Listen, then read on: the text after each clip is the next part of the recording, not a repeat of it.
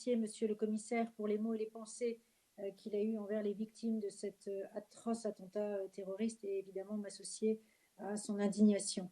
Alors, en tant que membre de la commission pétition, il faut dire que nous recevons énormément de demandes des citoyens au sujet notamment de leurs pétitions, des initiatives citoyennes européennes et des problèmes qu'ils rencontrent au moment du dépôt de leurs pétitions. Et depuis l'entrée en application du nouveau règlement, le 1er janvier 2020, l'initiative citoyenne européenne est beaucoup plus accessible, il est vrai, et plus facile à concrétiser, notamment pour les organisateurs.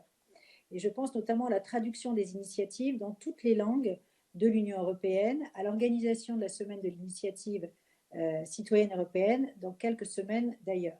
Mais, et j'ai deux questions, il faut, je pense, aller beaucoup plus loin. Monsieur le Commissaire, comment comptez-vous accroître concrètement la visibilité médiatique de ces initiatives citoyennes européennes, telles que prévues d'ailleurs à l'article 18 du nouveau règlement? Et par ailleurs, la pandémie a creusé certaines inégalités dont les citoyens nous ont d'ailleurs fait part via de nombreuses pétitions. Pourtant, le travail de la Commission pour 2021 ne fait nullement mention des initiatives liées au droit de pétition et à l'initiative citoyenne européenne. Comment comptez-vous donc, Monsieur le Commissaire, y remédier? Je vous remercie.